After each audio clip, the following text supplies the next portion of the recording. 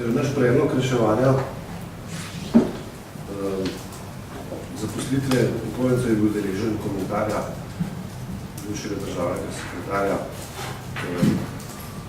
ki stvari poenostavlja do te mere, da pravi, da vse, česar se imajo upokojenci zabati, je Matilda.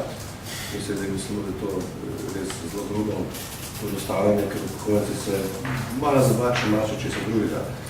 Naš predlog pa v osnovi bazira na tem, da zelo jasno priznamo ljudem to, kar oni že itak imajo in tudi smatrajo, da imajo, in to je pravica do pokojnine.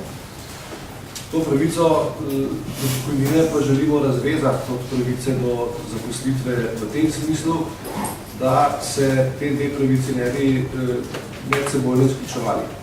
Kar seveda pomeni, da ko nekdo izpolni pogoje za upokojitev, se pač lahko upokoji in lahko začne pač sprejemati pokojnino, vendar pa lahko ostane tudi redno zaposlen. S to razliko, da ne plačuje več, da se bo ne trga več od plače, ali pa da delodajalec ni več dolžan odvajati prispevkov za pokojninsko varstvo, ampak da pač postane samo še dohodninsko odločljiv. Veliko ljudi namreč kljub izpolnjevanju pogojev za upokojitev želi še naprej delati.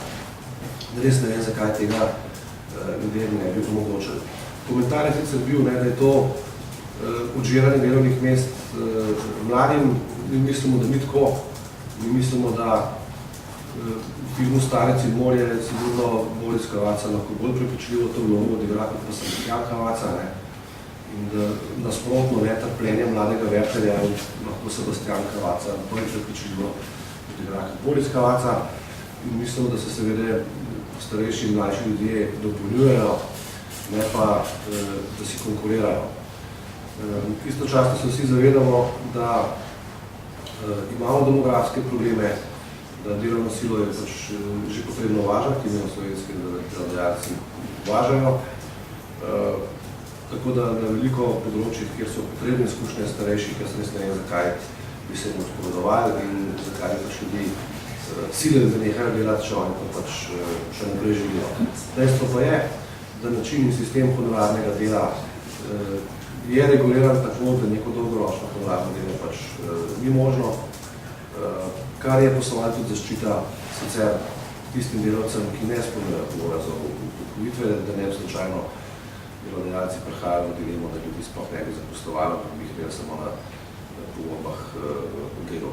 Mi mislimo, da tukaj obseg pravic pravzaprav s tem širimo, ne pa krčimo, za vse tiste, ki si te pravice želijo. Ne pa, da je tukaj ali pa da ljudje, ki so prisiljeni se upokojevati, pa potem nazaj reaktivirati zgolj iz razlogov, da si seveda zagotovijo neke upokojitvene pogoje.